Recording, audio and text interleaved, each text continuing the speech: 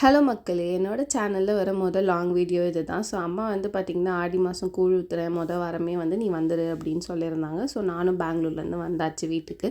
அம்மா வந்து பார்த்திங்கன்னா கோயிலுக்கு போயிட்டு வந்துட்டு கேழ்வரகு வந்து வெள்ளிக்கிழமையே வந்து நல்லா கரைக்கணும், அப்போ தான் அடுத்த நாள் வந்து புளிக்கும் அப்படின்னு சொல்லிட்டு இருந்தாங்க. ஸோ அப்படியே அம்மா கிட்ட பேசிக்கிட்டே வந்து நாங்கள் செஞ்சுட்டு இருந்தோம்.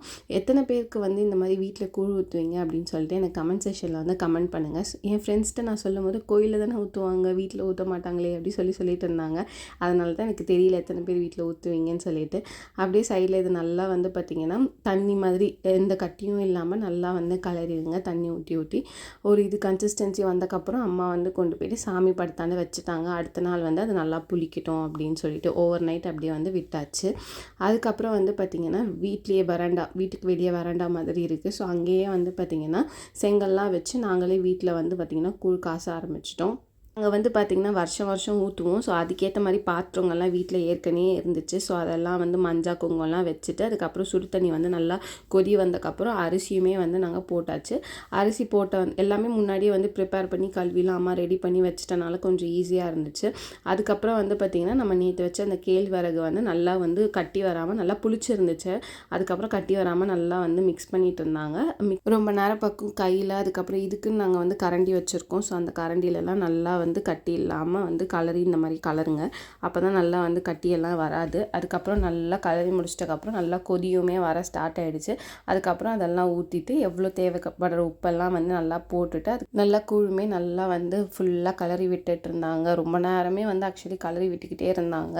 அப்போ தான் நல்லா வந்து இருக்கும் அப்படின்னு சொல்லிட்டு அப்புறம் சைடில் வந்து கோலம் போடவும் ஸ்டார்ட் பண்ணிட்டாங்க. அரிசி மாவில் நல்லா தண்ணி ஊற்றிட்டு இந்த மாதிரி இந்த கல்லில் தான் வந்து கோலம் போட்டுட்டு இருந்தாங்க. நடு வீட்டில் வைப்பாங்க, அழகாகவே இருக்கும் பார்க்கவே. அப்படியே வந்து நானும் ஆஃபீஸ் கதை எல்லாமே அம்மா கூட அப்படியே பேசிக்கிட்டு அப்படியே கொஞ்சம் நேரம் டைம் ஸ்பெண்ட் பண்ணிகிட்டு இருந்தோம். அதுக்கப்புறம் வந்து பார்த்திங்கன்னா முருங்கீரை வந்து அம்மா வாங்கிட்டு வந்திருந்தாங்க. முன்னாடியே இதெல்லாம் செஞ்சு வைக்கணும். ஸோ முருங்கீரை வந்து என் தங்கச்சி பாட்டி எல்லோரும் சேர்ந்து அப்படியே உரிச்சிட்டு இருந்தோம். அப்படியே இது வந்து ரெடியும் ஆயிடுச்சு. அதுக்கப்புறம் நைட்டு தூங்க போகிறதுக்கு முன்னாடி அம்மா வந்து கொண்டு போயிட்டு நடு வீட்டில் வந்து வச்சுட்டாங்க. அடுத்த நாள் சண்டே வந்து பார்த்திங்கன்னா எல்லா வேலையும் ஸ்டார்ட் பண்ணிட்டோம். ஃபர்ஸ்ட் வந்து முருங்கீரை பொரியல் செய்யலாம் அப்படின்னு தான் பிளான் பண்ணியிருந்தாங்க. ஒரு கடாயில் வந்து பார்த்திங்கன்னா அரிசி, ஒச்சக்கடலை, அதுக்கப்புறம் காஞ்ச மிளகா, பூண்டு எல்லாமே போட்டு நல்லா ட்ரை ரோஸ்ட் பண்ணுங்கள். அப்படியே சைடில் வந்து அம்மனுக்கு வந்து வெள்ளை சாதம் செய்யணும். ஸோ அதுவுமே அம்மா செஞ்சுட்டு இருந்தாங்க. கடாய் வச்சுட்டு எண்ணெய் ஊற்றிட்டு அப்புறம் வந்து ஒரு பூண்டை இடித்து வந்து போடுங்க. அதுக்கப்புறம் வந்து பார்த்திங்கன்னா அதுக்கப்புறம் 2 காஞ்ச மிளகாவுமே போட்டுருங்க. அதுக்கப்புறம் ஒரு சின்ன வெங்காயம் ஒன்று அப்படியே பொடிசாக கட் பண்ணிவிட்டு அதையும் வந்து ஆட் பண்ணிக்கோங்க. அதுக்கப்புறம் நல்லா வந்து அது கோல்டன் ப்ரௌன் ஆகுற வரைக்கும் அப்படியே வந்து வதக்கிட்டு இருந்தாங்க அம்மா. அதுக்கப்புறம் வந்து பார்த்திங்கன்னா மஞ்சாத்தூள் அதுக்கப்புறம் தேவைப்படுற உப்புமே வந்து ஆட் பண்ணிட்டாங்க. சைடில் வந்து பார்த்திங்கன்னா அம்மனுக்கு வச்ச வெள்ளை சாதமும் வந்து பார்த்திங்கன்னா ரெடி ஆகிட்டே இருந்துச்சு. நேற்று வந்து இது பண்ண முருங்கீரையை வந்து நல்லா வந்து கழுவி ரெடி பண்ணியும் வச்சாச்சு. அதுக்கப்புறம் வந்து வெங்காயம் வதங்கினோன்னே எல்லா முருங்கீரையும் வந்து பார்த்திங்கன்னா கடாயில் வந்து அம்மா போட ஆரம்பிச்சிட்டாங்க. நம்மள எவ்வளோ முருங்கீரை நம்ம போட்டாலுமே கடைசியில் வந்து அது கொஞ்சமாக தான் சுருங்கிரும். அதனால் வந்து அம்மா எல்லாத்தையுமே போட்டுட்டு இருந்தாங்க. போட்டுட்டு வந்து பார்த்திங்கன்னா நல்லா அதை வந்து நம்ம கிளறி விடணும். சைடில் வந்து பார்த்திங்கன்னா நம்ம ஆல்ரெடி இந்த அரிசி எல்லாத்தையுமே வந்து ட்ரை ரோஸ்ட் பண்ணி வச்சோம்ல. ஸோ அதெல்லாம் எடுத்து வந்து மிக்சியில் வந்து ஒரு அடி அடிச்சிருங்க. ஒரு கொரப்பாக வந்து வரணும். அந்த கொரப்பாக வந்தக்கப்புறமா கொஞ்சம் நேரம் இது நல்லா வந்து வதங்கட்டும்.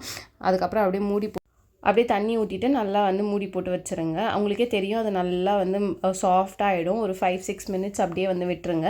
அதுக்கப்புறம் நம்ம பண்ணி வச்சுருந்த பொடியுமே வந்து பார்த்திங்கன்னா தூவி அப்படியே நல்லா வந்து கலரி விடுங்க. எவ்வளோ நல்லா கலர முடியுமோ நல்லா கலரி விட்டுருங்க.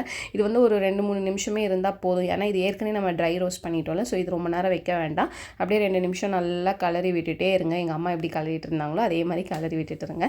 அதுக்கப்புறம் அதுவுமே வந்து நல்லா இருந்து ரெடி ஆகிடுச்சு. அடுத்து வந்து குழம்பு செய்யலான்னு சொல்லிட்டு அதுக்கேற்ற எல்லாம் வெங்காயம், தக்காளி, அதுக்கப்புறம் புளி தண்ணி எல்லாம் கரைச்சி வச்சாச்சு. எத்தனை பேருக்கு இந்த மொச்சக்கொட்டை போட்டு காரக்குழம்பு, கருவாட்டு குழம்புலாம் செய்கிறதுக்கு ரொம்ப பிடிக்கும் அப்படின்னு சொல்லுங்கள். எங்கள் அம்மா செய்கிறதுல எனக்கு ரொம்ப பிடிச்சது இதுதான்.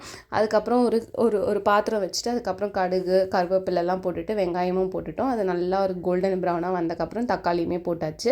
ஸோ அதுக்கப்புறம் அம்மா நல்லா வந்து உப்பு போட்டு நல்லா வதக்கி விட்டுட்டே இருந்தாங்க. சைடில் வந்து பார்த்திங்கன்னா காய்கறியுமே நல்லா வந்து கழுவி ரெடி பண்ணி வச்சுருந்தாங்க. தண்டுக்கீரை, உருளைக்கிழங்கு, கத்திரிக்காய், அதுக்கப்புறம் முள்ளங்கி எல்லாமே வந்து பார்த்திங்கன்னா க்ளீன் பண்ணி ரெடி பண்ணி வச்சாச்சு.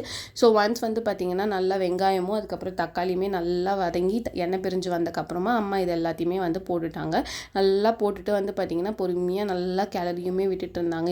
அப்படியே வந்து அம்மா காட்டிகிட்டும் இருந்தாங்க, இந்த கன்சிஸ்டன்சியில் இருக்கணும் அப்படின்னு சொல்லி எனக்கும் சைடில் அப்படியே எல்லாமே சொல்லி கொடுத்துட்டும் இருந்தாங்க. அதுக்கப்புறம் வந்து பார்த்திங்கன்னா புளி தண்ணி வந்து பார்த்திங்கன்னா கரைச்சி அப்படியே வந்து அம்மா ஊற்றிட்டாங்க. கடைசியில் வந்து கொஞ்சம் திப்பி இருக்கும், அதெல்லாம் வந்து பார்த்திங்கன்னா கொஞ்சமாக ஃபில்டர் பண்ணியும் எடுத்து விட்டுட்டாங்க.